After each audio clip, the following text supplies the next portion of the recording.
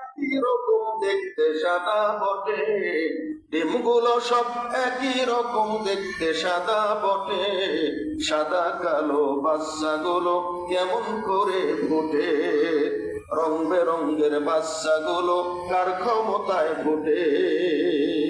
জোরে বলেন, কার ক্ষমতা? কোকিল পাখি দেখতে কালো সাদা কেন বক, কোকিল পাখি দেখতে কালো সাদা কেন বক, চিনি এত মিষ্টি লাগে তেঁতুল কেন টক, চিনি এত মিষ্টি লাগে তেঁতুল কেন টক। ফুলগুলো সব হরেক রকম হলুদ সাদা লাল, ফুলগুলো সব হরেক রকম হলুদ সাদা লাল, মধু এত মিষ্টি লাগে মরিচ কেন ঝাল, মধু এত মিষ্টি লাগে মরিচ কেন ঝাল। পশু পাখি কয় না কথা মানুষ কেন কয়, পশু পাখি কয় না কথা মানুষ কেন কয়, আচ্ছা মানুষ বলো এটা কেমন করে হয়, আচ্ছা মানুষ বলো এটা কার ক্ষমতায় হয়? আকাশ পেলাম মাথার ওপর ধরায় সমতল, আকাশ পেলাম মাথার ওপর ধরায় সমতল, চাঁদ সূরজের আলো পেলাম নদী ভরা জল, চাঁদ সূরজের আলো পেলাম নদী ভরা জল। কখনো কি ভাবছি এসব কে করেছে দান, কখনো কি ভাবছি এসব কে করেছে দান, সবার মুখে জবাব পেলাম আল্লাহ মেহেরবান, সবার কাছে জবাব পেলাম আল্লাহ মেহেরবান। ঠিক কিনা? এই জীবন বাঁচার বাতাস পেলাম সবুজ পেলাম কত, এই জীবন বাঁচার বাতাস পেলাম সবুজ পেলাম কত, এই দুনিয়ায় বাঁচতে পেলাম খাবার শত শত, এই দুনিয়ায় বাঁচতে পেলাম খাবার শত শত।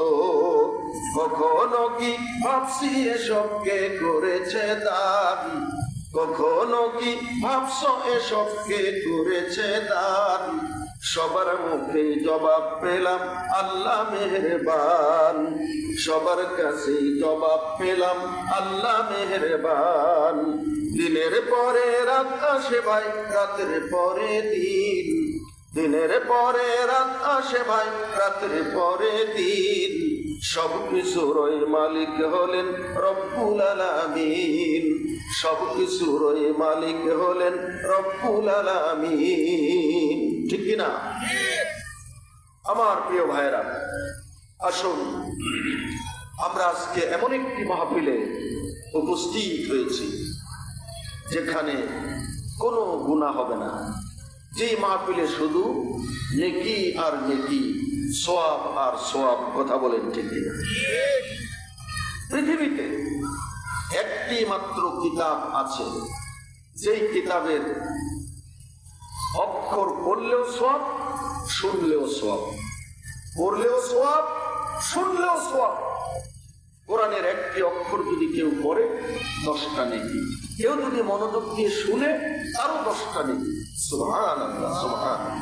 এমন কিতাব পৃথিবীতে আর দ্বিতীয় কোনোটা নাই, আছে নাকি? তো সেই কিতাব থেকে, সেই কোরআন থেকে আলোচনা হবে আমার প্রিয় ভাইরা। কিন্তু এই কোরআনের কথা শোনার কিছু আদব আছে।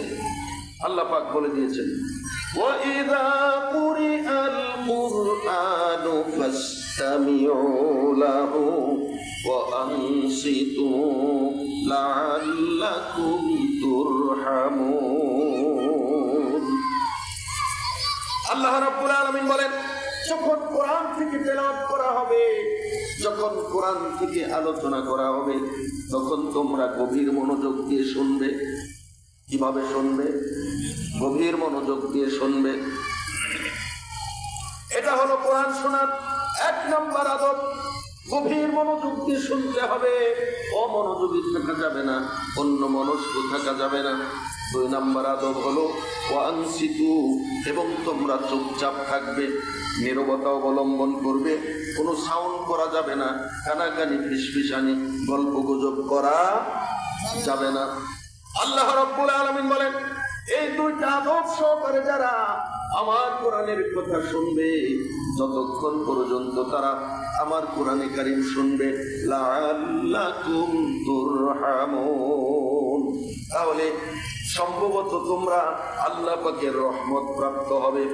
অর্থাৎ যতক্ষণ পর্যন্ত তোমরা কোরআনের আলোচনা শুনবে, ততক্ষণ পর্যন্ত তোমাদের উপরে আল্লাহ পাকের রহমত মুষলধারে বৃষ্টির মতো নাজিল হতে থাকবে। জোরে বলেন সুবহানাল্লাহ। এটা কোন কিতাব দেখেছেন?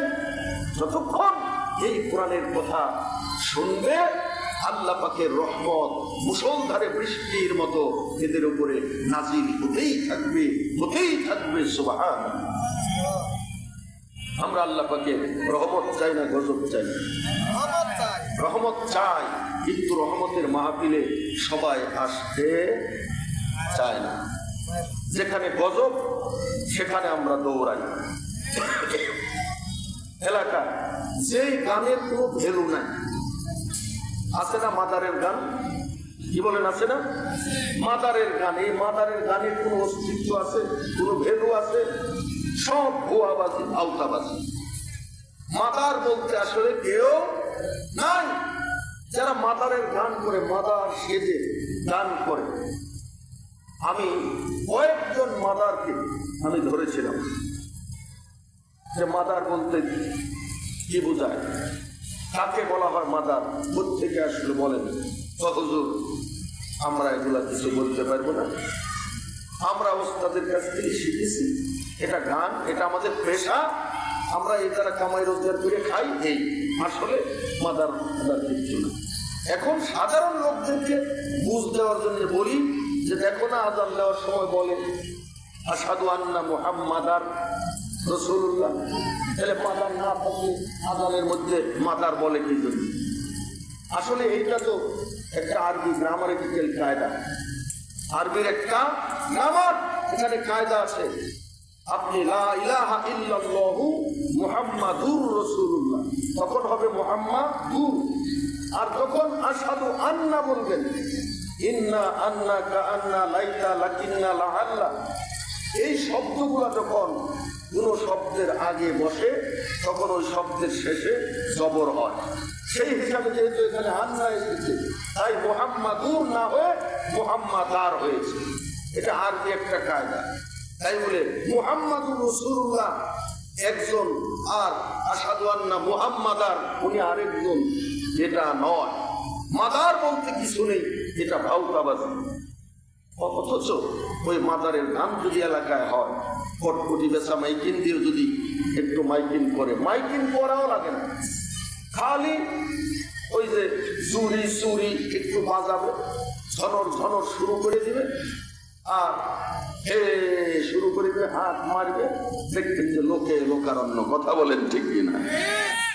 তাহলে সেই মাদারের গানে হিজরা, সুকরি, পুরুষ লোক মেয়ে সেজে একটু ঝাঁকানাকা করে, এইগুলো দেখার জন্য যে ছুটে যায়, এইগুলো দেখলে যত বাসে ফাহেসা কথা এই মাদারের গানে সুকরিরা বলে আর মাদারেরা বলে, এগুলো ভাষায় প্রকাশ করা সম্ভব না। এগুলো শুনলে কি সওয়াব হয় না গুনাহ হয়? সেখানে লোকেরা ছুটে যায় পাগলের মতো, মৌমাছির চাকের মতো। হাটে বাজারে দেখবেন সুকরিরা এসে যখন গান শুরু করে দেয়, বন্ধু তুমি কই কই গো, এ প্রাণ বুঝি যায় গো। গান শুনে কিছু কিছু পাগলরা, এরা 500 টাকার নোট, 1000 টাকার নোট সিফটি দিন দিয়ে ওর ব্লাউজের সাথে আটকায় পুরস্কার দিয়ে দেয়। কথা বলেন ঠিক? কিন্তু জীবনে কত ওয়াজ করলাম, 1992 সাল থেকে আমি ওয়াজ করি। কত সাল থেকে? 1992 সাল থেকে ওয়াজ করি। 92 থেকে 2000 পর্যন্ত, ওইদিকে 9 বছর আর এদিকে 25 বছর। 25 আর 9 কত হয়? 34 বছর থেকে ওয়াজ করি। আমার ভাইয়েরা, কিন্তু কোথাও কোনো মানুষকে দেখলাম না যে হুজুর আপনার ওয়াজ খুব পছন্দ হয়েছে, খুব ভালো লাগছে, নেন আপনাকে 500 টাকা পুরস্কার দিলাম। কি আপনারা দিচ্ছেন কোনোদিন? যত ভালো ওয়াজই করুন, হয়তো একটু প্রশংসা করেন, না আজকের ওয়াজটা ভালোই হয়েছে, কিন্তু 500 টাকার নোট, 1000 টাকার নোট জীবনে দেখলাম না আমাদের জুব্বার সাথে সিফটি বিন্দে আটকায় পুরস্কার দিতে। কিন্তু নর্তকী থাকা নাকা শুনে, বন্ধু তুমি কই গো, প্রাণ বুঝি যাই গো, হ্যাঁ শুনে দিয়ে দিলেন বকশিস। এতে সওয়াব হলো না গুনাহ হলো? অথচ কোরআনের মাদ্রাসার জন্য কালেকশন যখন করা হয়, তখনও কিছু কিছু বেতনিজ আছে, বিপন আছে, তারা কখনো 10 টাকা বের করতে চায় না। ওয়াজ শুনতে আসছে, ফিরে শুনে চলে যাবে, মাদ্রাসায় দান করবে না। আছেন এরকম লোক? কষ্ট পাচ্ছেন আপনারা? আমার বন্ধুরা, আমরা প্রত্যেকে আল্লাহর রহমত চাই, কিন্তু রহমতের জায়গায় যেতে চাই না।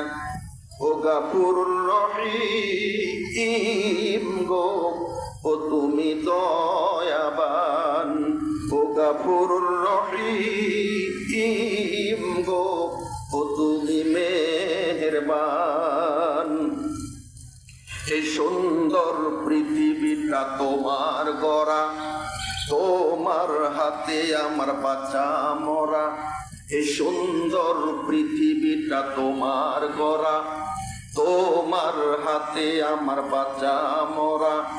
তুমি আমার সৃষ্টিকর্তা, তুমি দয়াবান, তুমি আল্লাহর রহমত ছাড়া, তুমি আল্লাহর রহমত ছাড়া বাঁচে না যে প্রাণ। ঠিক কিনা? আল্লাহর রহমত ছাড়া আমাদের জীবন বাঁচে? ও গাফুরুর রহিম গো, ও তুমি দয়াবান। এই চন্দ্র সূর্য তোমার বানানো, তোমার বান্দার রহমতের জন্য। এই চন্দ্র সূর্য তোমার বানানো, তোমার বান্দার রহমতের জন্য। এত গুনাহ করেও যদি তুমি রহমত দাও, তুমি আল্লাহ কত ইহসান, কত মেহেরবান। ও গাফুরুর রহিম গো, ও তুমি দয়াবান। ও গাফুরুর রহিম গো, ও তুমি মেহেরবান। কি খারাপ লাগলো? হ্যাঁ, তো কই গানটা গাইলাম, কেউ তো 10 টাকা পুরস্কার দিলেন না। কিন্তু এই সুরে যখন বলে, এই সুর দিয়ে, আমি যে সুরে গাইলাম এই সুর দিয়ে খালি কথাগুলো পাল্টায় যখন বলে, বন্ধু তুমি কই কই গো, এ প্রাণ বুঝি যায় গো। আমি তো এই সুরে গাইলাম, তো ওই সুরে গাইলে টাকা দিয়ে দেয়, এই সুরে গাইলে আল্লাহ কোনো কীর্তন গাইলে আর টাকা দিতে চায় না। অথচ এই টাকা দিয়েছেন কে? জোরে বলেন কে? তাহলে এই টাকা ব্যয় করতে হবে আল্লাহর রাস্তায়। কথা বলেন ঠিক কিনা? কণ্ঠ দিয়েছেন কে? এই কণ্ঠ দিয়ে আমরা গুণগান গাইবো কার? আল্লাহ। আল্লাহ পাক আমাদেরকে আল্লাহর গুণগান গাওয়ার তৌফিক দান করুক। সকলে বলুন আমিন। আমার ভাইয়েরা, আমার বন্ধুগণ, আমি কুষ্টিয়াতে গিয়েছিলাম এক মাহফিলে। সেখানে গিয়ে মাহফিলে যাওয়ার পর আমার ভাইয়েরা বিকালবেলা ঘুরে বেড়াচ্ছিলাম, এক চাই স্টলে বসে চা খাচ্ছিলাম। ওখানে এক মুরব্বী আরেক মুরব্বীকে বলতেছে, ভাই মাহফিলে যাওয়া লাগবে। নাটক থেকে মৌলানা সাহেব এসেছেন। তো উনি বলতেছে, না ভাই আমি মাহফিলে যাই না, মাহফিল আমি শুনি না। কেন? তাতে মাহফিলে গেলে রাত্রে আমার তাহাজ্জুদ করা হয় না। মাহফিলে ওয়াজ শুনতে রাত হয়ে যায়, তো রাত্রে এসে অনেক রাত পর ওয়াজ শুনে এসে শুইলে আর তাহাজ্জুদ করা হয় না, তাহাজ্জুদ মিস হয়ে যায়। এই জন্য আমি ওয়াজ শুনতে যাই না। ওনার এই যে কথাটা, ওয়াজ শুনতে গেলে তাহাজ্জুদ মিস, এজন্য উনি কোনো ওয়াজ শুনতে চায় না। আমার ভাইরা, অথচ রাসূল পাক সাল্লাল্লাহু আলাইহি ওয়াসাল্লাম হাদিস শরীফে ইরশাদ করেছেন, বিশ্বনবী মুহাম্মদুর রাসূলুল্লাহ সাল্লাল্লাহু আলাইহি ওয়াসাল্লাম ওনার জলিলুল কদর সাহাবী হযরত আবু যর রাদিয়াল্লাহু তাআলা আনহু, কি নাম? আবু যর রাদিয়াল্লাহু তাআলা আনহু।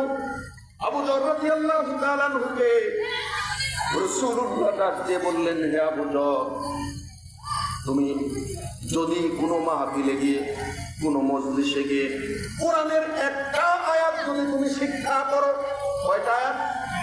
কোরআনের একটা আয়াত যদি তুমি শিক্ষা করো অথবা শিক্ষা দাও, তাহলে তুমি জেনে রাখো তোমার আমল নামায় 100 রাকাত নফল নামাজ পড়ার সওয়াব আল্লাহ পাক দিয়ে দিবেন। সুবহানাল্লাহ, সুবহানাল্লাহ। রাসূলুল্লাহ আবু যর রাদিয়াল্লাহু তাআলা আনহুকে ডাইরেক্ট বলে দিলেন, আবু যর, তুমি আমি নবীর মজলিসে হোক আর অন্য কোন মজলিসে হোক, দ্বীনের মজলিসে, কোরআনের মজলিসে উপস্থিত হয়ে তুমি যদি কোরআনের একটা আয়াত যদি তুমি শিখো অথবা কাউকে শেখাও, তাহলে তোমার আমল নামায় 100 রাকাত নফল নামাজ পড়ার সওয়াব। তুমি তাহাজ্জুদের দোহাই দিয়ে কোরআনের মাহফিলে যাও না, কোরআনের কথা শুনতে যাও না, কয় রাকাত তাহাজ্জুদ করো? 8 রাকাত তাহাজ্জুদ করো। আর রাসূলুল্লাহ পবিত্র জবানে বলেছেন, তুমি যদি কোনো মাহফিলে গিয়ে একটা কোরআনের আয়াত শিখতে পারো, তোমার আমল নামায় 8 রাকাত 12 রাকাত নয়, 50 রাকাত নয়, 100 রাকাত তাহাজ্জুদ করলে যে সওয়াব হবে, 100 রাকাত নফল নামাজ পড়ার সওয়াব তোমার আমল নামায় আল্লাহ দিয়ে দিবেন। তাহলে 8 রাকাত ভালো না 100 রাকাত ভালো? হ্যাঁ, তাহলে আমরা পারবো না আজকে ইনশাআল্লাহ 100 রাকাতের সওয়াব নিতে? আমার প্রিয় ভাইরা, একটা আয়াত যদি শিখি। অন্য হাদিসে এসেছেন, বিশ্ব নবী মুহাম্মদুর রাসূলুল্লাহ সাল্লাল্লাহু আলাইহি ওয়াসাল্লাম হাদিস শরীফে ইরশাদ করেছেন যে কেউ যদি একটা অধ্যায় জ্ঞান অর্জন করে, একটা বিষয় যদি কোনো মজলিসে গিয়ে, কোনো দ্বীনি মজলিসে, কোনো কোরআনের মজলিসে গিয়ে যে কোনো একটা বিষয়ের উপরে যদি সে জ্ঞান অর্জন করে, আল্লাহর নবী বলেছেন তার আমল নামায় 1000 রাকাত নফল নামাজ আদায় করলে যে সওয়াব হবে, সেই সওয়াব তাদের আমল নামায় আল্লাহ রাব্বুল আলামিন দিয়ে দেন। একটা অধ্যায়, একটা বিষয়। তো আজকে আমার আলোচনার বিষয় হলো ইলম শিক্ষা করার ফজিলত। কিসের ফজিলত? ইলম শিক্ষা করার ফজিলত, কোরআন শিক্ষা করার ফজিলত, এর উপরে আজকে আমার আলোচনা। তাহলে আজকে ওয়াজ শুনবেন, জ্ঞান হবে কি, ইলম শিক্ষা করার কি ফজিলত, এই বিষয়ে আপনারা জ্ঞান অর্জন করুন। আর রাসূল বলে দিয়েছে, একটা বিষয়ের উপরে যদি তুমি কোনো মজলিসে জ্ঞান অর্জন করো, তাহলে তোমার আমল নামায় কত রাকাত? 1000 রাকাত নফল নামাজ পড়ার সওয়াব আল্লাহ পাক দিয়ে দিবেন। সুবহানাল্লাহ, সুবহানাল্লাহ।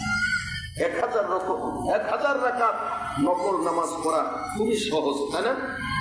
হ্যাঁ, মিনিট 10 লাগবে, 10 মিনিট, 10 ঘন্টায় পারবেন? সারা রাত্রে পারবেন না।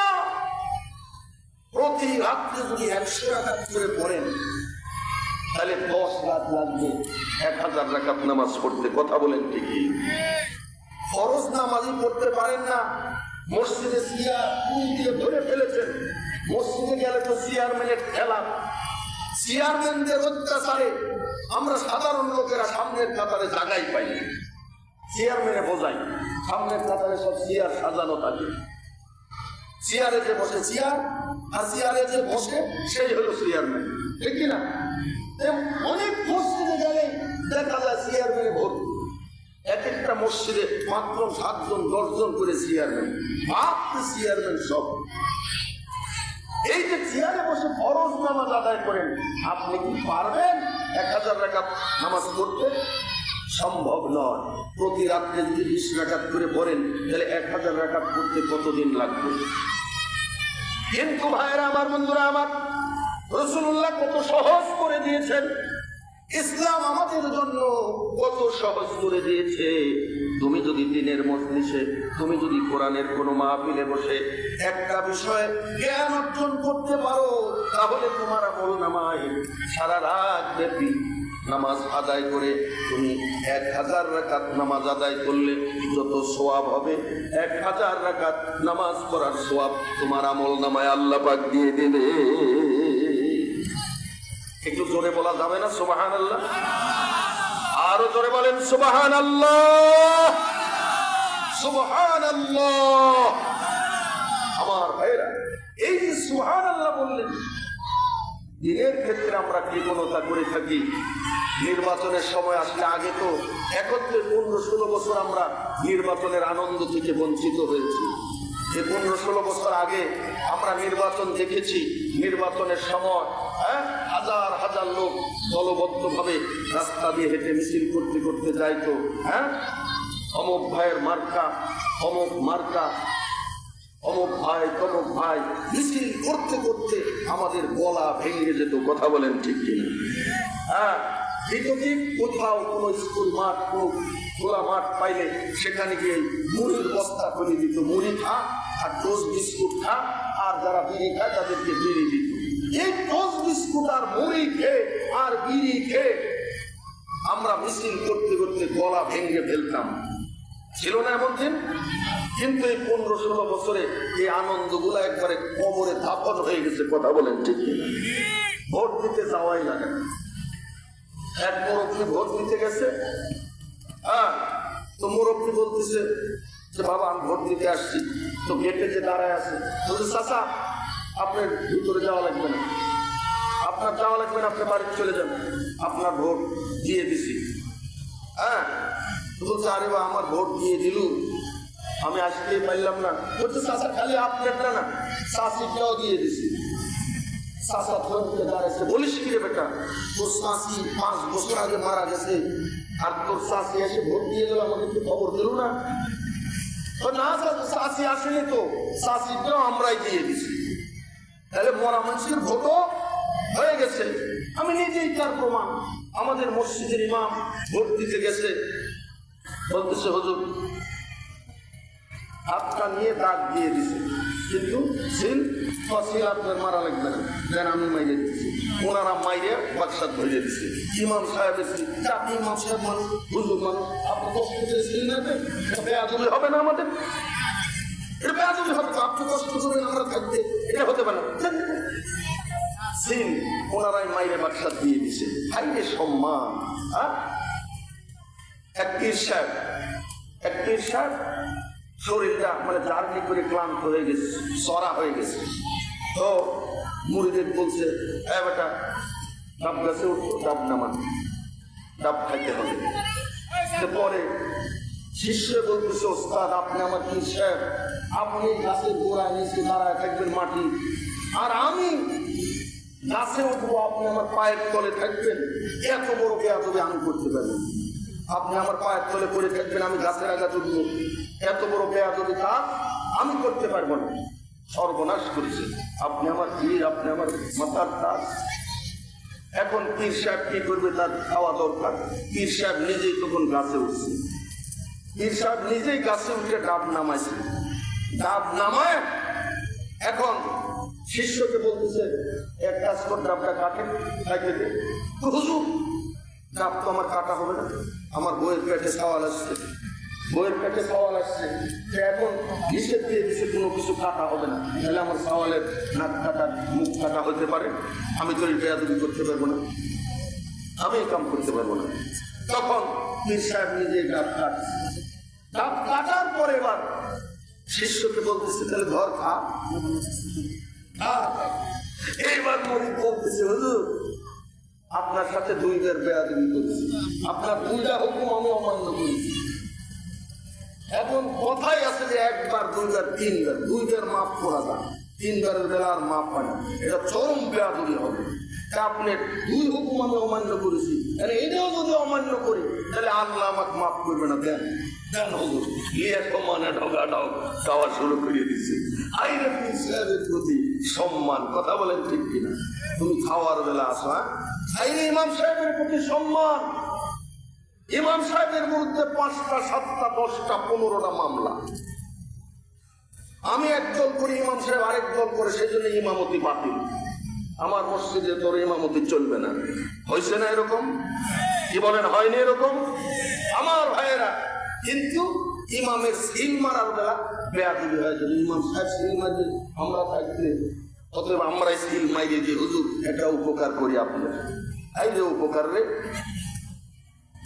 ভাইয়েরা, আমার বন্ধুরা, আমার যাই হোক, এবারে আসি তাহলে কোরআনের একটা অধ্যায়, ইসলামের একটা অধ্যায়, একটা বিষয় যদি কেউ জ্ঞান অর্জন করে তাহলে তার আমল নামায় কত রাকাত নামাজের সওয়াব? 1000 রাকাত নামাজের সওয়াব। আমরা কি ইনশাআল্লাহ আজকে 1000 রাকাত নামাজের সওয়াব নিয়ে বাড়িতে যেতে রাজি আছি না ইনশাআল্লাহ? তাহলে কেউ উঠবো না, কেউ উঠবো না। সকলে মনোযোগ দিয়ে শুনবেন আমার ভাইয়েরা। শুধু কি তাই, বিশ্বনবী মুহাম্মদুর রাসূলুল্লাহ সাল্লাল্লাহু আলাইহি ওয়াসাল্লাম হাদিস শরীফে আরো বলেছেন, যদি কোনো ব্যক্তি সকাল সকাল, মানে আগে ভাগে, এই যে শুক্রবার দিন মুসল্লি মসজিদে একটু বেশি হয়, শুক্রবার দিনের কথা রাসূলুল্লাহ বলেছেন, যদি কেউ সকাল সকাল মসজিদে গমন করে আর তার মনের একমাত্র উদ্দেশ্য যদি হয় ইমামের মুখ থেকে খুতবা শুনে, ইমামের মুখ থেকে আমি বক্তৃতা শুনে কিছু শিক্ষা গ্রহণ করব, কিছু এলেম অর্জন করব, সেটা শুক্রবারে মসজিদে গিয়ে হোক অথবা কোরআনের কোনো মজলিসে গিয়ে হোক, আমার ভাইয়েরা, রাসূলুল্লাহ বলেছেন আগে ভাগে যারা যায়, আগে ভাগে গিয়ে যদি কোনো বিষয় জ্ঞান অর্জন করে, এই জ্ঞান অর্জনের নিয়তেই যদি ওই লোকটা ওই মজলিসে যায়, শুক্রবারে মসজিদে যায় অথবা কোরআনের কোনো মাহফিলে যায়, আল্লাহর নবী বলেছেন ওই ব্যক্তির আমল নামায় পরিপূর্ণ একটা বড় হজের সওয়াব তার আমল নামায় দিয়ে দেওয়া হয়। দেখছেন, হজে যায় দেখেন 7 লাখ 8 লাখ টাকা খরচ, ঠিক কিনা? 7 লাখ 8 লাখ টাকা খরচ, কিন্তু রাসূল বলে দিয়েছেন, হে মুসলমানেরা, শুক্রবারে আগে ভাগে মসজিদে যাবে, ইমাম সাহেব বয়ান করবে, ইমামের মুখ থেকে কথাগুলো শুনে এলেম অর্জন করবে, জ্ঞান অর্জন করবে। যেখানে ওয়াজ মাহফিল হবে, দ্বীনের মাহফিল হবে, সেখানে আগে ভাগে যাবে, আলেমদের মুখ থেকে বয়ান শুনে এলেম অর্জন করবে। তোমার আমল নামায় মক্কা মদিনায় গিয়ে 8 লক্ষ টাকা খরচ করলে, হজ করলে যে সওয়াব, সেই বড় হজের সমান সওয়াব তোমার আমল নামায় আল্লাহ পাক দিয়ে দিবে। সুবহানাল্লাহ, আসতে কেন? কবুল হজের সওয়াব আল্লাহ দিয়ে দিচ্ছে, তাও মন ভরতেছে না। যদি এখানে বলা হতো, রাষ্ট্রীয়ভাবে যদি বলা হতো, আমাদের মানিক ভাই উপজেলা চেয়ারম্যান এখন নাকি, হ্যাঁ ভাইঙ্গাদি, কিন্তু উনি তো উপজেলা চেয়ারম্যান হয়েছিলেন। মানিক ভাইয়ের মা, মানিক ভাইয়ের বোন, মানিক ভাইয়ের খালা, মানিক ভাইয়ের খালু, আমরা একসাথে হজ করেছি। 2012 সালে একই বিল্ডিং এ ছিলাম, একসাথে আমরা হজ করেছি। তো আমার ভাইয়েরা, এই দেখেন, আমরা এই যে হজে গেছি লক্ষ লক্ষ টাকা খরচ করে, কত কষ্ট হজে গেলে, এত কষ্ট করে হজ করলে যে সওয়াব, অথচ রাসূল বলেছেন তুমি যদি সকাল সকাল মসজিদে গিয়ে ইমামের বয়ান শুনে জ্ঞান অর্জন করো, তুমি যদি সকাল সকাল আগে ভাগে মাহফিলে গিয়ে আগে ভাগে বসে যদি তুমি জ্ঞান অর্জনের নিয়তে বসো, তাহলে তোমার আমল নামায় সেই কবুল হজের সওয়াব আল্লাহ দিয়ে দিবে। আমরা সুবহানাল্লাহ জোরে বলতে চাই না, আলহামদুলিল্লাহ জোরে বলতে চাই না, কিন্তু আমার মানিক চেয়ারম্যান ভাই যদি এখানে এসে বলে যে আপনাদের মধ্যে এখানে কম্পিউটার সেট করা হয়েছে, 4টা কম্পিউটার সেট করা হয়েছে, এই কম্পিউটারে পরীক্ষা করা হবে ওয়াজের শেষে, যার সুবহানাল্লাহর জোর বেশি হবে, যার সুবহানাল্লাহর আওয়াজ বেশি জোরে হবে, তাকে 10,000 টাকা দেওয়া হবে। তার চেয়ে একটু আস্তে যাদের হবে তাকে 5,000 টাকা দেওয়া হবে। তার চেয়ে আস্তে যার হবে তাকে 2,000 দেওয়া হবে। আর যারা একবারে আসতে বলবে তাদের কোনো টাকা পয়সা নাই। তাহলে যদি এই ঘোষণাটা দিত তাহলে এখানে সুবহানাল্লাহর আওয়াজের ঠেলা আমাদের ঢাকায় কঠিন হতো, ঠিক কিনা? জীবন হাজার লাখ টাকা 10,000 আমি নিব, তাহলে দুনিয়ার স্বার্থটা এত বুঝেন। কিন্তু রাসূল বলেছে কেউ যদি একবার সুবহানাল্লাহ বলে, একবার আলহামদুলিল্লাহ বলে, তাহলে জমিন থেকে আকাশ পর্যন্ত গোটা পৃথিবীটা আল্লাহ সওয়াব দিয়ে ভরে দেন। সুবহানাল্লাহ। জমিন থেকে আকাশ পর্যন্ত গোটা পৃথিবীটা আল্লাহ সওয়াব দিয়ে ভরে দেয়। তাহলে কয় হাজার কোটি সওয়াব হবে? হাজার হাজার million million billion trillion trillion. যে সওয়াব কোনো কম্পিউটার দিয়ে ক্যালকুলেটর দিয়ে হিসাব করা সম্ভব নয়। এত সওয়াব আল্লাহ একবার সুবহানাল্লাহ বললে দিবে, একবার আলহামদুলিল্লাহ বললে দিবে। তারপরে সুবহানাল্লাহর আওয়াজ হয় না, রোজ আর মুড়ি খায় খুব চিল্লাইতে পারি।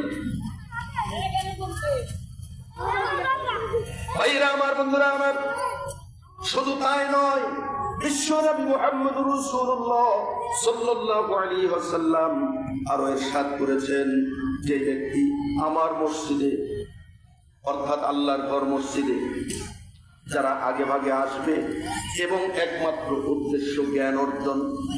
এখানে মসজিদ বলতে সেই সময় যেহেতু আমাদের মতো এরকম জায়গায় জায়গায় ওয়াজ মাহফিল হতো না, মুসল্লিরা মসজিদেই যেত, আর মসজিদেই নবী রাসূলেরা বয়ান করতেন, সাহাবীরা বয়ান করতেন। এই জন্য রাসূল সেখানে মসজিদের কথা বলেছেন। রাসূলুল্লাহ বলেছেন, যে ব্যক্তি জ্ঞান অর্জনের উদ্দেশ্য নিয়ে একমাত্র কিছু শিখার আশা আকাঙ্ক্ষা মনের মধ্যে নিয়ে কোনো দিনী মজলিসে আগে ভাগে উপস্থিত হয়, ওই ব্যক্তির আমল নামায় আল্লাহর রাস্তায় জিহাদকারীদের মতো সওয়াব দান করা হয়। আল্লাহর রাস্তায় জিহাদ করলে যে সওয়াব, সেই সওয়াব তাদের আমল নামায় দান করা হয়। সুবহানাল্লাহ। আর জিহাদের সওয়াব কি? হাদিস শরীফে রাসূলুল্লাহ বলেছেন, কেউ যদি এক সকাল অথবা এক বিকাল আল্লাহর রাস্তায় বের হয়, এক বিকাল বলতে আসরের নামাজের পর মাগরিব পর্যন্ত যতটুকু সময়, আমার বন্ধুগণ, সকালবেলা ফজরের পরে চারটের নামাজের সময় হতে যতটুকু সময় লাগে, এটা হলো এক সকাল। আমার ভাইরা, এই এক সকাল অথবা এক বিকাল কেউ যদি আল্লাহর রাস্তায় জিহাদে অংশগ্রহণ করে, আল্লাহ রাসূল বলেছেন তার এই জিহাদের মর্তবা, তার এই জিহাদের ফজিলত দুনিয়া এবং আকাশে যত কিছু আছে, যত সোনার খনি, তামার খনি, হীরার খনি, লোহার খনি, গ্যাসের খনি, তামার খনি, যত সম্পদ আছে সব কিছুর চাইতে আল্লাহর কাছে অনেক দামি, অনেক দামি। জোরে বলেন সুবহানাল্লাহ।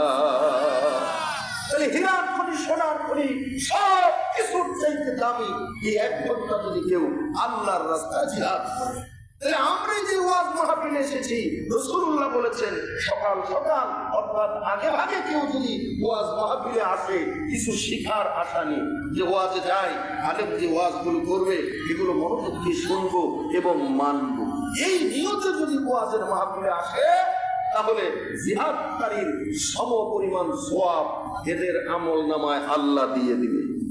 হাইরে সওয়াব! সুবহানাল্লাহ বললেন না যে আপনারা? একটু আস্তে বলেন, যাতে এই যে কেরামিন কাতিবিন যাতে শুনতে না পায়, কারণ এরা শুনে ফেললে সওয়াব লিখে ফেলবে, এদের কলম বন্ধ থাকে। এত ফজিলত আমার ভাইরা। তাহলে এই মাহফিল আজকে আমরা মনোযোগ দিয়ে শুনবো তো ইনশাআল্লাহ। ভাইরা আমার, বন্ধুরা আমার, আসুন কোরআনের মাহফিল। বিশ্ব নবী মুহাম্মদুর রাসূলুল্লাহ সাল্লাল্লাহু আলাইহি ওয়াসাল্লাম হাদিস শরীফে ইরশাদ করেছেন, মান ক্বারাআ হারফাম মিন কিতাবিল্লাহি ফালাহু বিহি হাসানা ওয়াল হাসানাতু ফি 10 আমসালিহা লা আকুলু আলিফ লাম মিম হারফুন ওয়ালাকিন আলিফুন হারফুন ওয়া লামুন হারফুন ওয়া মিমুন হারফুন। সুনানুত তিরমিজি। রাসূলুল্লাহ সাল্লাল্লাহু আলাইহি ওয়াসাল্লাম হাদিস শরীফে ইরশাদ করেছেন, কেউ যদি কোরআনের একটা অক্ষর তেলাওয়াত করে, একটা অক্ষর যদি পাঠ করে, তাহলে তার আমলনামায় একটা নেকি দান করা হয়, আর সেই একটা নেকি 10টা নেকির সমান। কয়টা নেকির সমান? 10টা নেকির সমান। রাসূলুল্লাহ বলতেছেন, লা আকুলু, আমি এই কথা বলি না, আমি এই কথা বলি না যে আলিফ লাম মিম হারফুন, অর্থাৎ আলিফ লাম মিম এই তিনটা মিলে একটা অক্ষর, আমি এই কথা বলি না।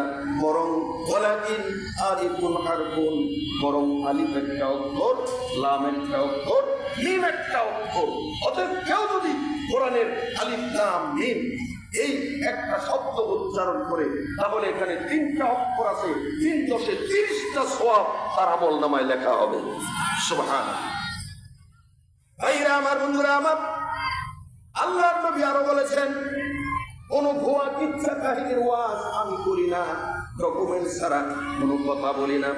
আমার বন্ধুগণ, রাসূলুল্লাহ হাদিস শরীফে বলেছেন, যারা দুনিয়াতে কোরআন তেলাওয়াত করে এবং কোরআন মুখস্থ করে যারা হাফেজ হয়ে যায়, কোরআন মুখস্থ করে যারা হাফেজ হয়ে যায়, যেমন আপনাদের শালকুনা এই নুরানিয়া হাফিজি মাদ্রাসা, এখান থেকে ছেলেরা কোরআন মুখস্থ করে হাফেজ হয়ে বের হয়। আজকেও হাফেজকে পাগড়ি প্রদান করা হবে। এই যে রাসূলুল্লাহ হাদিস শরীফে বলেছেন, ইউকালু লিসাহিবিল কুরআন ইকরা ওয়ারতাকি ওয়ারাতিল কামা কুনতা তুরাতিল ফিদ দুনিয়া ওয়া ইন্না মানজিলাকা ইনদা আখিরি আয়াতিল তাকরাউহা। আল্লাহ রাসূল বলেছেন, যে লোকটা কোরআন তেলাওয়াত করে, কোরআন মুখস্থ করেছে, এই কোরআন তেলাওয়াতকারীকে শুধু কোরআনের হাফেজকে নয়, যত মানুষ কোরআন তেলাওয়াত করে কোরআন মুখস্থ করবে, আপনার বন্ধুগণ যারা কোরআন গোটাটা মুখস্থ করেছে, কেউ 10টা সূরা মুখস্থ করেছে, কেউ 20টা সূরা মুখস্থ করেছে, কেউ 5টা সূরা মুখস্থ করেছে, আল্লাহ পাক প্রত্যেকটা কোরআন মুখস্থকারীকে আল্লাহ পাক বলবেন, তুমি কোরআন শরীফ পড়তে থাকো আর আমার জান্নাতের উপর তলায় উঠতে থাকো। তুমি কোরআন শরীফ পড়তে থাকো আর আমার বেহেশতের উপর তলায় উঠতে থাকো। যেখানে গিয়ে তোমার কোরআন তেলাওয়াত শেষ হবে, ওই তালাটাই হবে তোমার বেহেশতে বসবাসের তালা।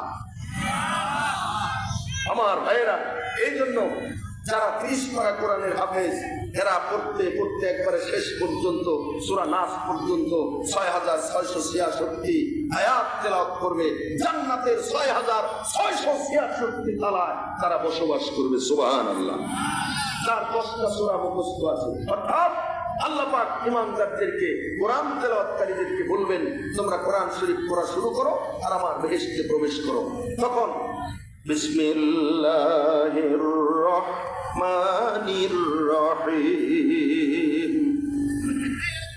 বেহেশতের প্রথম তালায় ঢুকে যাবে। বিসমিল্লাহ বলে বেহেশতের প্রথম তালায় প্রবেশ করবে।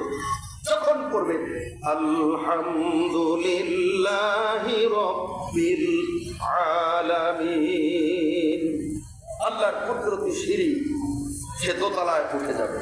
আর রহমানির রহিম তৃতীয় তলায় উঠে যাবে। মালিক ইয়াউমিদ্দিন চতুর্থ তলায় উঠে যাবে। ইয়্যাকা না'বুদু ওয়া ইয়্যাকা নাস্তাঈন পঞ্চম তলায় উঠে যাবে। সূরা ফাতিহার মধ্যে 7টা আয়াত আছে। বিসমিল্লাহর দ্বারা প্রথম তালা, আর আলহামদুলিল্লাহ সূরার 7 আয়াতে 7 তালা, তাহলে কয় তালা হলো? 8 তালা। যেই লোকটা শুধু আলহামদুলিল্লাহ সূরা মুখস্থ আছে, এই লোকটাও বেহেশতের 8 তালায় পৌঁছে যাবে। জোরে বলেন সুবহানাল্লাহ। তাহলে কোরআন বেশি মুখস্থ করলে লাভ না লস? তাই কোরআনের যে যত বেশি সূরা মুখস্থ করতে পারবেন, দুনিয়াতে যেমন যে যত বেশি টাকা কামাই করতে পারবেন, সে বাড়িতে তত 5 তালা 10 তালা বিল্ডিং তৈরি করতে পারবেন। আপনার টাকা বেশি, নাটোর শহরে জায়গা কিনে 6 তালা করেছেন। আমার টাকা আরো বেশি, রাজশাহী বিভাগীয় শহরে জায়গা কিনে আমি 10 তালা বিল্ডিং করেছি। আমার টাকা আরো বেশি, আমি ঢাকা শহরে জায়গা কিনে সেখানে 30 তালা বিল্ডিং করেছি। এই যে যার যত টাকা বেশি, তার বিল্ডিং তত বড় হয়। কথা বলেন ঠিক কিনা? তো পরকালে যার কোরআনের যত বেশি আয়াত মুখস্থ থাকবে, সে জান্নাতের তত বেশি উপর তলায় বসবাস করতে পারবে। সুবহানাল্লাহ। আরো আসতে বলেন সুবহানাল্লাহ।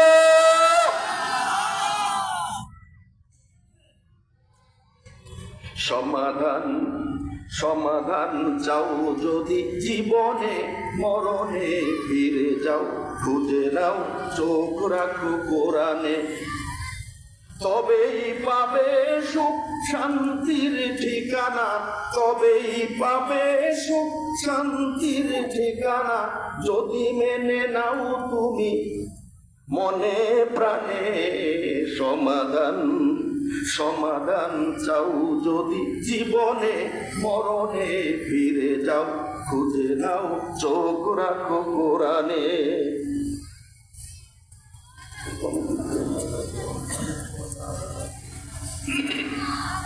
একটু জিকির করে লা ইলাহা,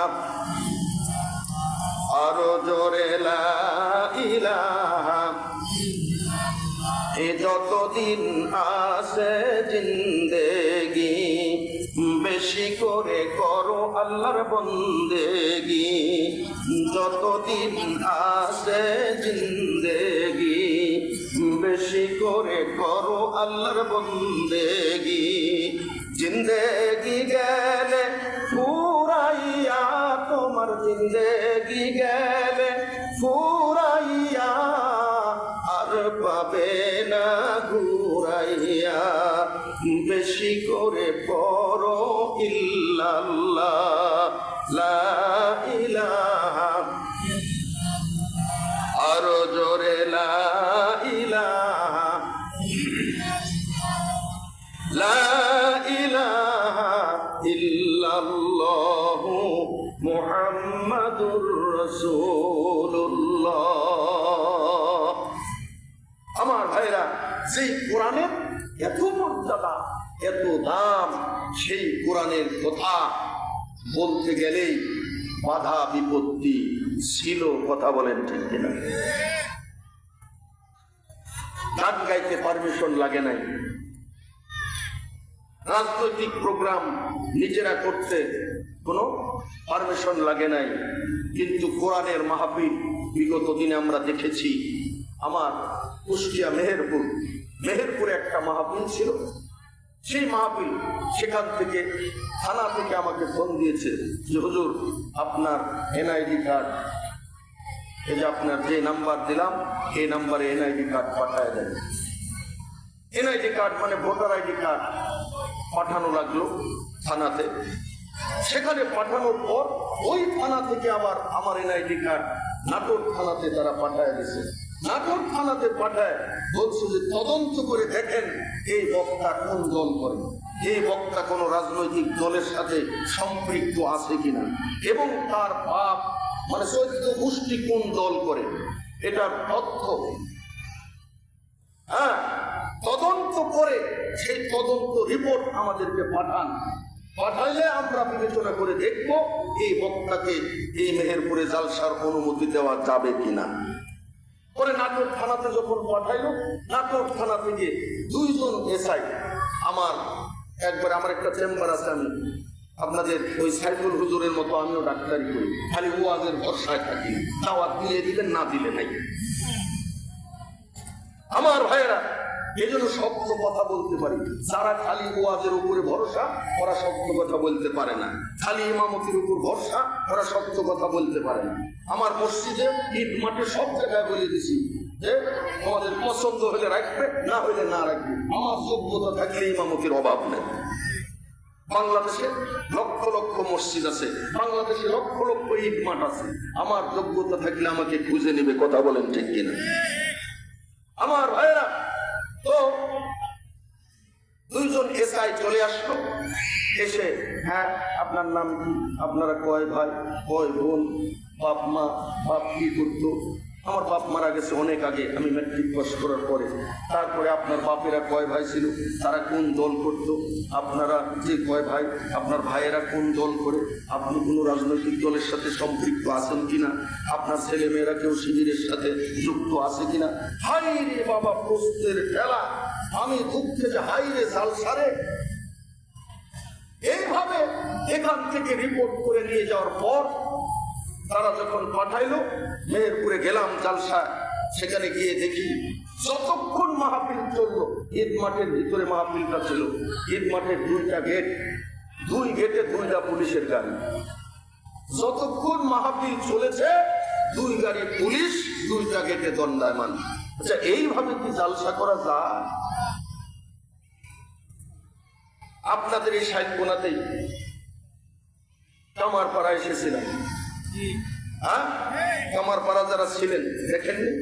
সেখানে কি আমি কোনো সরকার বিরোধী কথা বলেছিলাম? দেশ বিরোধী কোনো কথা বলেছিলাম?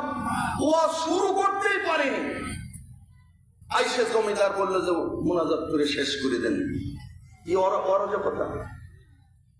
মদ খায় কাল মাটাল অবস্থা, ব্যালেন্স ঠিক রাখতে পারছে না, সে দাঁড়িয়ে বক্তব্য দিচ্ছে। তোমার বক্তব্য শুনতে তো এখানে জনগণ আসেনি। আমার ভাইরা, যাই হোক, ওইদিকে যেতে চাই না। আমরা কোরআনের মাহফিলে এসেছি, কোরআন থেকে কথা শুনব। জি ভাইরা আমার, বন্ধুরা আমার,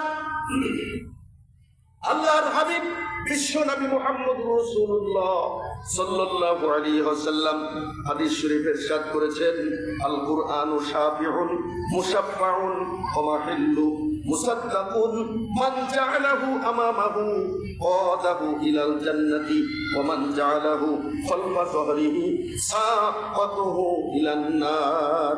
সহিহ ইবনে হিব্বান। আমার বন্ধুগণ, বিশ্বনবী মুহাম্মদুর রাসূলুল্লাহ সাল্লাল্লাহু আলাইহি ওয়াসাল্লাম ইরশাদ করেছেন, আল কুরআনু শাফিউন মুশাফফাউন। কোরআনে কারীম হলো এমন সুপারিশকারী কিতাব, কোরআন হলো এমন শাফায়াতকারী কিতাব যার শাফায়াত আল্লাহর দরবারে কবুল করা হবে। তাহলে কোরআন শাফায়াতকারী কিতাব। এই কোরআন যারা তেলাওয়াত করবে, এই কোরআনকে যারা আঁকড়ে ধরবে, এই কোরআনকে যারা মহব্বত করবে, এই কোরআনের পক্ষে যারা থাকবে, তাদের জন্য এই কোরআন নিজে হাসরের ময়দানে আল্লাহর কাছে শাফায়াত করে জান্নাতে নিয়ে যাবে। জোরে বলেন সুবহানাল্লাহ। আপনারা কোরআনের পক্ষে না বিপক্ষে? যারা কোরআনের মাহফিলে বাধা দিয়েছে, যারা কোরআনের মাহফিল বন্ধ করে দিয়েছে, তারা কোরআনের পক্ষে না বিপক্ষে? আবার দাবি করে, আমি কি মুসলমান না, আমি কি দাড়ি রাখি? তুমি দাড়ি রেখেছো বলি মুসলমান হয়ে গেছ? দাড়ি তো রবীন্দ্রনাথ ঠাকুরের মুখেও ছিল। রবীন্দ্রনাথ ঠাকুরের মুখে যে সুন্দর সাপ দাড়ি তোমার 14 গোষ্ঠীর মুখেও নাই। তাহলে দাড়ির জন্য যদি কেউ বেহেশতে যা, তাহলে রবীন্দ্রনাথ ঠাকুর বাংলাদেশে সবার আগে বেহেশতে চলে যাবে। কথা বলেন ঠিক কিনা? দাড়ি ছাগলের মুখেও আছে, ছাগলের মুখেও আছে, পাঠার মুখেও দাড়ি আছে, আছে না নাই? শুধু দাড়ি রাখবে আর কোরআনের বিরোধিতা করবে, আলেম ওলামার বিরোধিতা করবে, আলেমকে বেইজ্জতি করবে, কোরআনকে বেইজ্জতি করবে, তোমার কপাল পুড়ে যাবে, আল্লাহ পাক ল্যাংটা করে ছেড়ে দিবে। কথা বলেন ঠিক কিনা? বলে কি যে আমার টাকা দিয়ে ঘর করা, লাখ লাখ টাকা খরচ করে ফ্ল্যাট বাড়ি করেছি, 3 তলা 4 তলা বিল্ডিং করেছি, আমার ঘর আমি লাখ লাখ টাকা খরচ করে সাজাইছি, আমার ঘরে আমি থাকবো। কোন বাপের বেটা? কি অহংকার, কি দাপট! রাত যখন 12টা বাজে, ভূমিকম্প, মানে টেলিভিশনে নাটক দেখতেছিল, সিনেমা দেখতেছিল, ভূমিকম্প শুরু হয়ে গেল। হ্যাঁ, ভূমিকম্প শুরু হয়ে গেল। তাকে গড়াগড়ি করে লঙ্গি ছিল একটু ঢিল, লঙ্গি ঢিল, এখন গড়াগড়ি দিচ্ছিল। আর যখন ভূমিকম্পে ঘরের সবকিছু কাঁপা শুরু হয়েছে বাজান, অমৃত দৌড়, দরজা খুলে ঘরের বাইরে যে সর্বনাশ, এই ছাদ যদি ভাঙে আমার উপরে পড়ে, এত জিন্দগি শেষ, ঘর থেকে বের হওয়া লাগবে। আমার ভাইয়েরা দৌড়ায়, তাড়াহুড়া করে বের হতে যায়, লঙ্গি খুলে গেছে, লঙ্গি খুলে ধুয়েই দৌড়াচ্ছে। কে বাইর করছে? লঙ্গি খুলে আল্লাহ বলতেছে, তোর না বাপের টাকা দিয়ে বলে ঘর করা, তোর নিজের টাকা দিয়ে ঘর করা, ঘরে কে বাইর করবে? এখন লেঙ্কা হয় দৌড়াচ্ছ কেন? লেঙ্কা হয় দৌড়াচ্ছ কে? এখন কে করেছে এটা? আল্লাহ করতে পারে কিনা?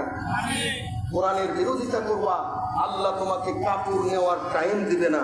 কাপড় সুপুর ফেলা দিয়ে লেঙ্কা হয়ে পালাতে হবে। কথা বলেন ঠিক কিনা? ভাইরা আমার, বন্ধুরা আমার, আল্লাহ রাসূল তারপরে হাদিস শরীফে বলছেন, ওমা হিল্লুম মুসাদ্দাকুন মান জাআলাহু আমামাহু কাদাহু ইলাল জান্নাহ। আর কোরআন হলো এমন বিতর্ককারী, কোরআন হলো এমন উকিল, কোরআন হলো এমন উকিল, এমন অ্যাডভোকেট, এমন ব্যারিস্টার, যেই কোরআনের বিতর্ক আল্লাহর দরবারে গ্রহণ করা হবে।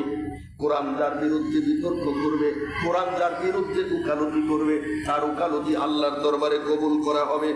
আল্লাহ রাসূল বলেন, মান জাআলাহু আমামাহু, সেই ব্যক্তি এই কোরআনকে তার সামনে রাখবে। কোরআনকে কোথায় রাখবে? যে ব্যক্তি কোরআনকে তার সামনে রাখবে, আল্লাহ রাসূল বলেছেন, কাদাহু ইলাল জান্নাহ, তাকে আল্লাহ রাব্বুল আলামিন এই কোরআন তাকে জান্নাতে নিয়ে যাবে। আর যে ব্যক্তি ওমান জাআলাহু খালফা যহরিহি, আর যে ব্যক্তি দুটার যে কোনো একটা হইলে হবে, আর যে ব্যক্তি কোরআনকে পিছনে রাখবে, খালফা যহরিহি, যে ব্যক্তি কোরআনকে পিছনে রাখবে আর আগে রাখবে নোবেল, নাটক, মানব রচিত সংবিধান, এইগুলোকে আগে রাখবে, আর কোরআনকে রাখবে কোথায়? পিছে। অর্থাৎ কোরআনকে দাম দিবে না, কোরআনকে মূল্যায়ন করবে না, কোরআনের আলেমদেরকে মূল্যায়ন করবে না। আল্লাহ রাসূল বলেছেন, সাফাতুহু ইলান নার, তাকে কোরআন আল্লাহর সাথে ঝগড়া করে, আল্লাহর সাথে উকালতি করে, আল্লাহর সাথে এই কোরআন বিরোধীদের বিরুদ্ধে মামলা দায়ের করে এই কোরআনের শত্রুদেরকে জাহান্নামে নিক্ষেপ করবে। তাহলে কোরআন সাধারণ কোনো কিতাব নয়, পরিষ্কার রাসূল বলে দিয়েছে, তুমি যদি জান্নাতে যেতে চাও তাহলে কোরআনকে সামনে রাখতে হবে। কোরআনকে কোথায় রাখতে হবে? কোরআনকে সামনে রাখতে হবে। কোরআন যেখানে আমরা আছি সেখানে, কোরআন নাই যেখানে আমরা নাই সেখানে। রাজি আছেন তো? কোরআনের পক্ষে কারা কারা আল্লাহকে হাত তুলে দেখান। লিল্লাহে তাকবীর, লিল্লাহে তাকবীর। আল কোরআনের আলো ঘরে ঘরে যাইলে লাভ নাই। আজ বাংলাদেশ স্বাধীনের পর থেকে এই 53 বছর যাবৎ এমন কোন বাড়ি নাই যে বাড়িতে কোরআন শরীফ নাই। কথা বলেন ঠিক কিনা? প্রত্যেকের ঘরে ঘরে কোরআন শরীফ আছে। প্রত্যেক রমজান মাসে লক্ষ লক্ষ কোরআন শরীফ খতম হয়, কিন্তু এই ঘরে ঘরে কোরআনের আলো জ্বেলে কোনো লাভ হয়নি। আমার বন্ধুগণ, ঢাকা যে ওয়াসা কোম্পানি আছে না, এই ওয়াসা কোম্পানি বিশাল একটা টাঙ্কি তৈরি করেছে। এই টাঙ্কিতে কত হাজার কোটি লিটার পানি আটে। এই পানি ঢাকা শহরের প্রত্যেকের বাড়ি বাড়িতে সেখান থেকে লাইন দেওয়া আছে। এই ওয়াসা পানি ঢাকাবাসী পান করে থাকে। এখন কেউ বা কারা একটা মরা মোষ ওই ওয়াসার সেই পানির টাঙ্কির মধ্যে নিয়ে যায়, ফেলে আসছে। এখন মরা মোষ এই টাঙ্কির মধ্যে তো পয়সে গইলে একবারে পানির সাথে মিশে ওই পাইপ দিয়ে প্রত্যেকের বাড়ি বাড়ি পচা পানি পৌঁছে গেছে। এখন বন্ধু আসে খালি, এই ট্যাপ পুরাতন হয়ে গেছে, ট্যাপ পাল্টায় দেয়, নতুন ট্যাপ লাগাচ্ছে। তার বাড়ির নতুন ট্যাপ লাগাচ্ছে। যতই ট্যাপ পাল্টান আর নতুন ট্যাপ লাগান, কি ভালো পানি পাবেন? ঢাকা শহর, গোটা শহরের মানুষ বিশুদ্ধ পানি পাবে? বিশুদ্ধ পানি পেতে হলে ওই যে আসল জায়গা যে টাঙ্কি, সেই টাঙ্কি থেকে পচা মোষ আগে ফেলতে হবে। টাঙ্কির সমস্ত পানি ফেলে দিয়ে বিশুদ্ধ পানি সেখানে ঢুকাইতে হবে, তাই লেখা বিশুদ্ধ পানি পান করতে পারবেন। কথা বলেন ঠিক কিনা? তো আমাদের বাংলাদেশের সংবিধান, যেখান থেকে আইন পাস হয়, যেখান থেকে সমস্ত আইন পাস করা হয়, সেই জায়গাতে এই কোরআনের আলো জ্বালাইতে হবে। সেখানে কোরআনের আলো জ্বালাইতে হবে। সেখান থেকে যদি এই আলো, যেমন একটা সূর্য, এই যে হাজার হাজার লাইট জ্বালাইছে, তাও রাত, তাও এখন কি রাত, কোটি কোটি লাইট গোটা দেশে জ্বালান, তারপরেও অন্ধকার দূর হবে না, রাত রাতই থাকবে। কথা বলেন ঠিক কিনা? কিন্তু দিনের বেলা যখন পূর্ব আকাশে একটা সূর্য উদিত হয়, এই সূর্যের এতই প্রকাশ, এতই আলোর জোর, এক সূর্যের আলোতেই সমস্ত অন্ধকার দূরীভূত হয়ে আলোয় আলোকিত হয়ে যায়। কথা বলেন ঠিক কিনা? এই কোরআন সেই আসল জায়গা পার্লামেন্টে, সেই সংবিধানে কোরআনের সংবিধান করতে হবে, সেই পার্লামেন্টে কোরআনের আইন চালু করতে হবে, সংসদে কোরআনের আলো জ্বালাতে হবে। সংসদে যদি কোরআনের আলো জ্বালানো হয়, গোটা দেশ আলোকিত হয়ে যাবে, সমস্ত জাহিলিয়া অন্ধকার দূরীভূত হয়ে যাবে, মদ অপমানিত সোজা হয়ে যাবে, কেউ মদ খাওয়ার সাহস পাবে না, সুদখোর সুদের ব্যবসা এমনিতেই ছেড়ে দিবে, সাহস পাবে না। কথা বলেন ঠিক কিনা? এই জন্যে আল কোরআনের আলো সংসদে জালো, এই কোরআন হাদিস যেখানে, কোরআন নাই যেখানে, মদখোরেরা যেখানে, দুর্নীতিবাদেরা যেখানে, লিল্লাহে তাকবীর, লিল্লাহে তাকবীর। গোটা দেশের মুসলমান, গোটা দেশের মুসলমান, ইসলামের শত্রুরা, আলেম ওলামার শত্রুরা, লিল্লাহে তাকবীর। তাহলে কোরআন হলো শাফায়াতকারী কিতাব। কোরআন যার জন্য হাসরের ময়দানে আল্লাহর কাছে শাফায়াত করবে, সেই লোক জান্নাতি। জোরে বলেন সুবহানাল্লাহ। তাহলে আমি যদি কোরআনের পক্ষে থাকি, কোরআনের আইন চালু করার জন্য আমি যদি চেষ্টা করি, কোরআনকে মহব্বত করি, তাইলে কোরআন আল্লাহর কাছে আমার জন্য শাফায়াত করবে। কথা বলেন ঠিক কিনা? আর যদি আমি কোরআনের বিরোধিতা করি, যেখানে কোরআনের মাহফিল, দেখেন আমার বয়সটা কত, যদিও দাড়ি পেকে গেছে, আমার জন্ম বাংলাদেশ স্বাধীনের পরে 1971 সালে দেশ স্বাধীন হয়েছে, 1976 সালে আমার জন্ম। কত সালে? 1976 সালে। তাহলে তো আমি রাজাকার নাকি? হ্যাঁ, 71 সালে যুদ্ধ করিনি। তাহলে 1976 সালে আমার জন্ম, অথচ আপনাদের এই সালগুনা ওয়াজের দাওয়াত আমাকে দেওয়া হয়েছিল। তৎকালীন এমপি সাহেব সারি দিয়েছে, এই রাজাকারকে কে দাওয়াত দিয়েছে? এই রাজাকারকে কে দাওয়াত দিয়েছে? এই রাজাকারের ওয়াজ এখানে হবে না। আমি নাকি রাজাকার? আচ্ছা বলেন তো, 76 সালে জন্মগ্রহণ করেও যদি আমি রাজাকার হই, এই যোগ্য রাখবো কোথায়? তাহলে আমি যদি 76 সালে জন্মগ্রহণ করে রাজাকার হতে পারি, তুমিও 1000 বছর পরে জন্মগ্রহণ করে তুমিও আবু জেহেল। কথা বলেন ঠিক কিনা? এই আবু জেহেলদের হাত থেকে দেশকে রক্ষা করতে হবে। কথা বলেন ঠিক কিনা? ভাইরা আমার, বন্ধুরা আমার, তাহলে এই কোরআন শাফায়াতকারী, এই কোরআন আল্লাহর কাছে যাদের জন্য শাফায়াত করবে, সুপারিশ করবে, তারা জান্নাতবাসী হয়ে যাবে। সুবহানাল্লাহ। রাসূল বলেছেন কোরআনকে সামনে রাখতে হবে। কোরআন শুধু সওয়াবের আশায় তেলাওয়াত করলে হবে না, কোরআন বুঝে শুনে পড়তে হবে, কোরআনের আইন মানতে হবে, কোরআনের আইন দেশে চালু করতে হবে। কথা বলেন ঠিক কিনা? এই কোরআনের পক্ষে কারা কারা আছেন? আবার একটু হাত তুলে আল্লাহকে দেখান। লিল্লাহি তাকবীর।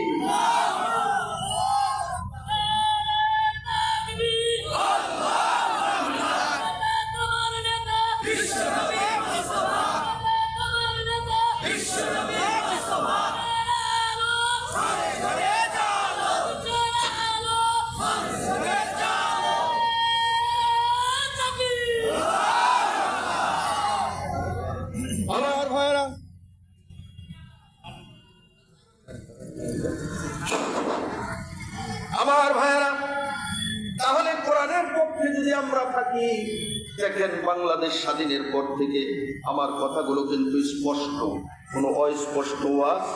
অনেক বক্তা আছে, এমন এক ইচ্ছা জুড়ে দেয়, এক কিচ্ছা 3 ঘন্টায় পুরায় না, আমল করার মতো কিচ্ছু থাকে না, 3 ঘন্টায় শেষ হয় না।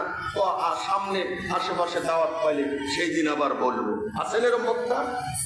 আমার বন্ধুগণ, ক্লাসের পড়া ক্লাসেই শেষ। দেখেন কোরআনকে আমরা কত ভালোবাসি, তার বাস্তব নমুনা দেখেন। এই বাংলাদেশ স্বাধীনের পর থেকে যত সরকার আসছে আর গেছে, সবাই হিন্দু ছিল নাকি? সবাই ইহুদি ছিল? সবাই খ্রিস্টান ছিল? সবাই নাস্তিক ছিল? আমার ভাইরা, সবাই তো মুসলমান ছিল। দেশ স্বাধীনের পর থেকে এ পর্যন্ত যে কয়জন সরকার এসেছে আর গেছে, সবাই মুসলমান ছিল। কিন্তু দুঃখের বিষয় হলো, এই সরকারেরা প্রাইমারি স্কুল, হাজার হাজার প্রাইমারি স্কুলের শিক্ষকদের বেতন সরকার দেয়। হাই স্কুলের শিক্ষকদের বেতন কে দেয়? কলেজের শিক্ষকদের বেতন কে দেয়? ইউনিভার্সিটির শিক্ষকদের বেতন কে দেয়? খেলোয়াড়দের বেতন কে দেয়?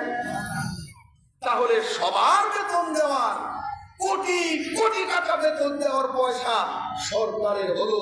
কিন্তু যেই কোরআন আপনাকে আমাকে সাফায়াত করে বেহেশতে নিয়ে যাবে, যেই কোরআনের সূরা ছাড়া নামাজ হয় না, যেই কোরআন ছাড়া তোমার বাপ দাদা 14 গোষ্ঠীর জানাজা হয়নি, যেই কোরআন এবং হাদিস ছাড়া তোমার বিবাহ শাদী হয়নি, তোমার 14 গোষ্ঠীর বিয়ে শাদী হয়নি, সেই কোরআন যেই মাদ্রাসায় পড়ানো হয়, যেই মাদ্রাসায় হাদিস পড়ানো হয়, যেই মাদ্রাসায় কোরআনের হাফেজ তৈরি করা হয়, এই 68,000 গ্রামের মধ্যে একটা হাফিজি মাদ্রাসার একটা শিক্ষকের বেতন আজ পর্যন্ত কোন সরকার দেয়নি। কথা বলেন ঠিক কিনা?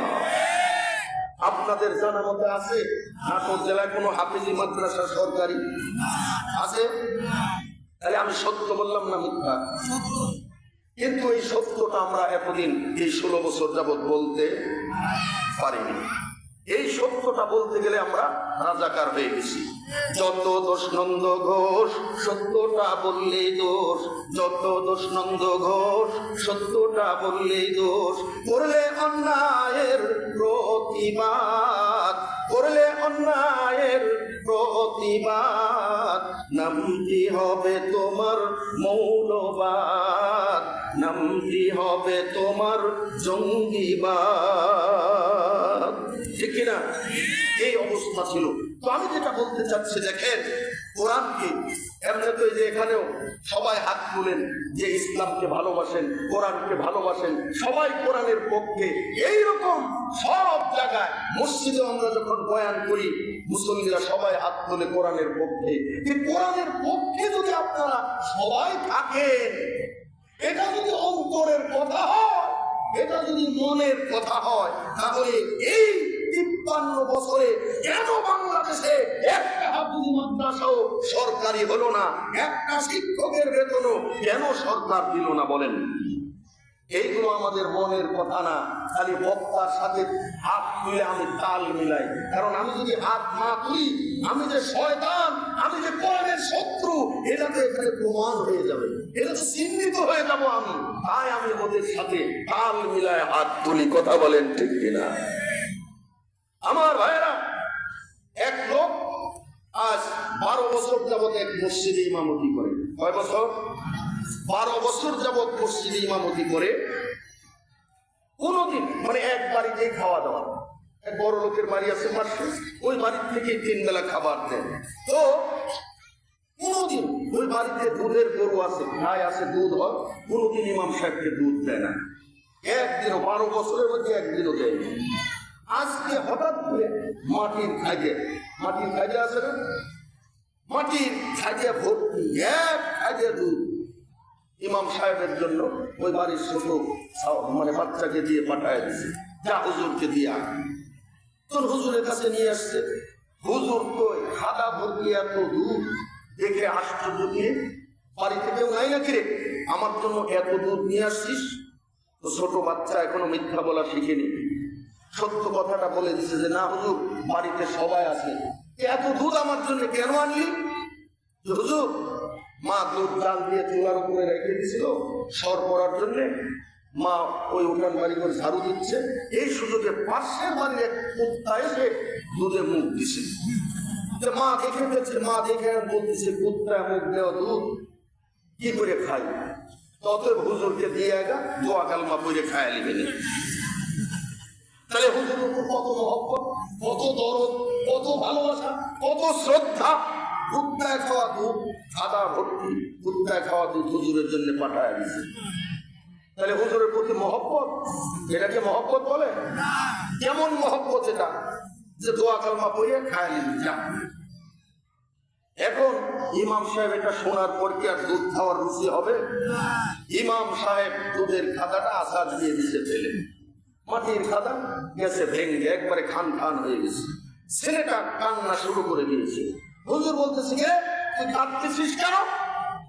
বলতেছে হুজুর আপনি দুধ ফেলে দিলেন কেন, কিন্তু মাটির খাদা ভাঙলেন কেন? যে তুই খাদার জন্য কাঁদতেছিস? হ্যাঁ যা, আমি আগামীকাল কেবাড়িয়া হাট আছে, কেবাড়িয়া হাট থেকে আমি নতুন খাদা এনে দিব যা। তো ছেলেটা বলতেছে যে আপনি আগামীকাল খাদা এনে দিবেন, আজকে রাত্রে আমার দাদি পেশাব ফিরবে কোথায়?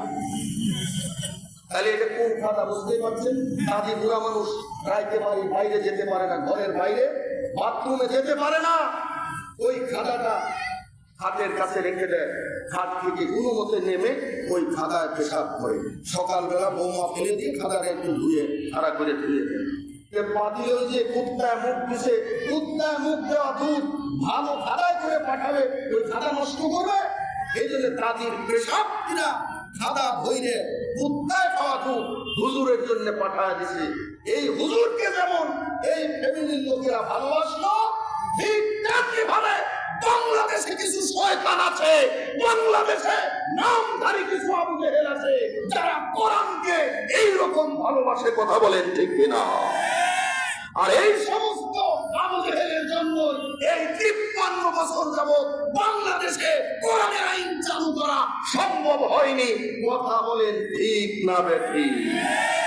আরো জোরে বলেন ঠিক না বেঠিক? যেহেতু রাষ্ট্রীয়ভাবে এই হাফিজি মাদ্রাসার বেতন সরকার দেয় না, তাই এই মাদ্রাসাগুলো চলবে কিভাবে? আপনার আমার সহযোগিতায়। কথা বলেন ঠিক কিনা? তাই আজকে এই মাহফিলে পরীক্ষা দিব, যারা হাত তুলে দেখাইছেন যে আমি কোরআনের পক্ষে আছি, এখন পরীক্ষা নিব যে ওই ফ্যামিলির লোক আপনি না আসলেই কোরআনকে ভালোবাসেন। আমি দেখতে চাই যারা কোরআনকে ভালোবাসার ওয়াদা দিয়েছেন, হাত তুলে আল্লাহকে দেখাইছেন। আমি দেখতে চাই এই কোরআনের মহব্বতে এই হাফিজি মাদ্রাসার জন্য আপনারা দেখেছেন বিল্ডিং এর কাজ চলতেছে, পিলার গুলো তৈরি করা হয়েছে, কিন্তু উপরে ছাদ দেওয়া সম্ভব হয় নাই। এই সাইলকোনা হাফিজি মাদ্রাসার জন্য আল্লাহর কোন বান্দা আছেন ছাদ দিতে হবে, রড লাগবে, সিমেন্ট লাগবে। আমার বন্ধুগণ, আল্লাহর কোন বান্দা আছেন যে 10 মণ রড দিতে পারেন? 10 মণ রড দিবেন। এরকম আল্লাহর কোন বান্দা আছেন যে হুজুর আমি 10 মণ রড দিব, হুজুর আমি 5 মণ রড দিব,